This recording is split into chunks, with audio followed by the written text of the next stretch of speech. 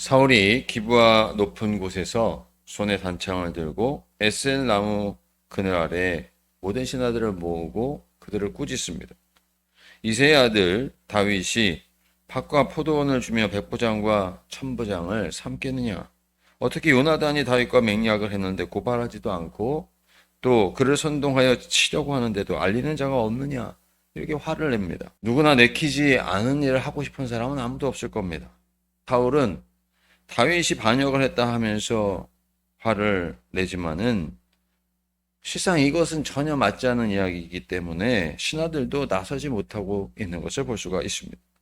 반면에 하나님이 함께 하셨던 다윗을 보십시오. 환난당한 자, 빚진 자, 마음이 원통한 자들이 그가 쫓기는 상황이었습니다만 아둘람 굴에 찾아와 모인 사람의 숫자가 400명에 이르렀다 말씀하고 있었지 않습니까?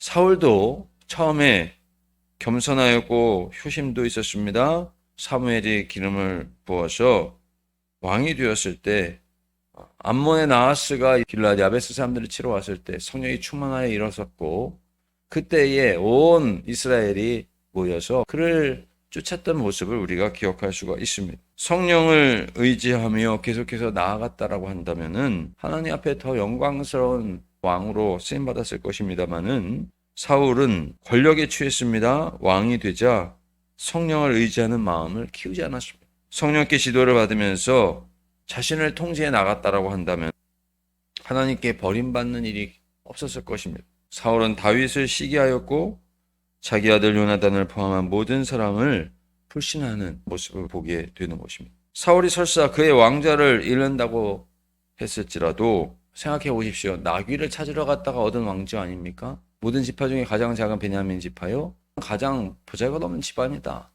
사울의 그 이야기는 사실 잃을 게 없었다라고 하는 이야기요.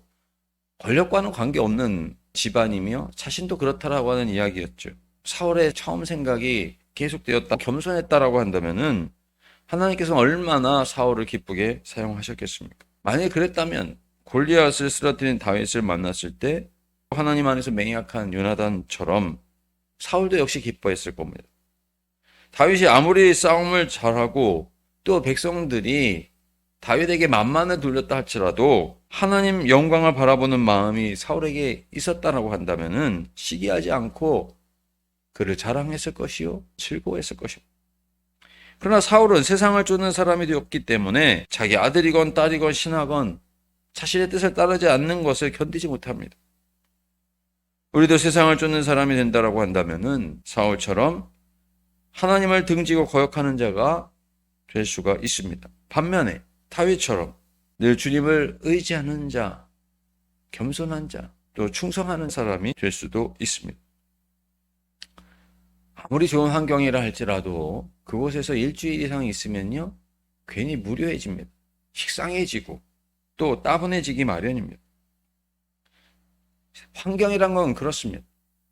시편 1편 복이 있는 자는 오직 여호와의 율법을 즐거워하며 그의 율법을 주야로 묵상하는 자로다. 다윗이 하나님의 말씀에 사로잡혀 있었고 하나님을 늘 의지하였고 찬양하지 않았습니까?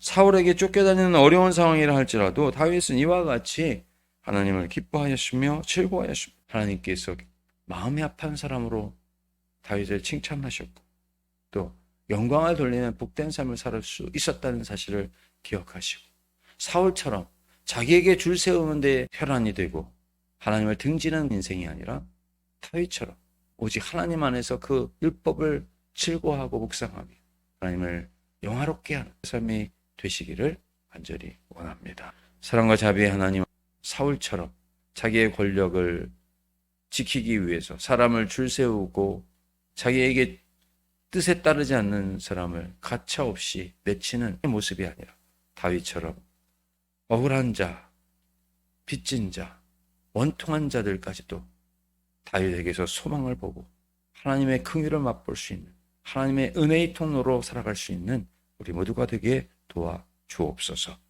모든 것을 감사드리며 예수님의 이름으로 기도드리옵나이다.